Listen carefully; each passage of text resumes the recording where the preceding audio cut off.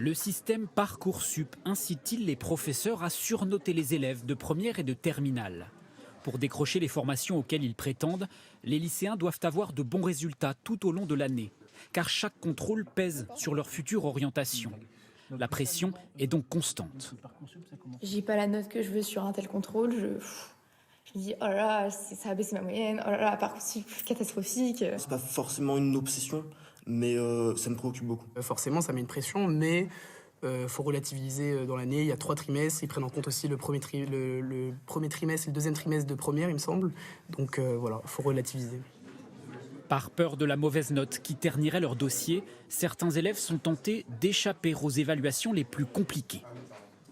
On leur met tellement de pression. Ils trouvent une stratégie, certains trouvent la stratégie pour éviter la mauvaise note qu'ils pressentent, qu'ils n'auraient peut-être pas eu d'ailleurs. Ils préfèrent être absents.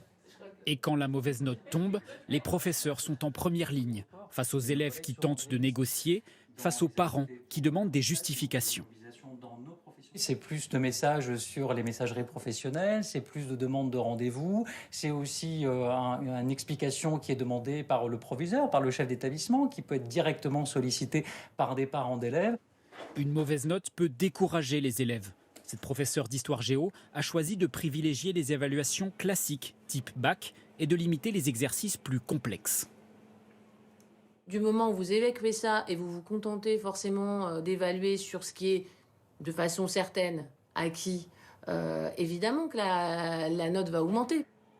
La professeure réfute le terme de surnotation. Mais cette directrice de classe préparatoire, qui reçoit les dossiers des lycéens, fait un constat. Les moyennes générales augmentent ces dernières années. Ce sont plus les appréciations générales, la capacité de travail, la capacité de concentration, le parcours de l'élève qui sont pris en compte, plutôt que la moyenne, effectivement, qui ne signifie plus grand-chose dans l'absolu. Les lycéens sauront si leurs vœux sont acceptés sur Parcoursup à partir du 1er juin.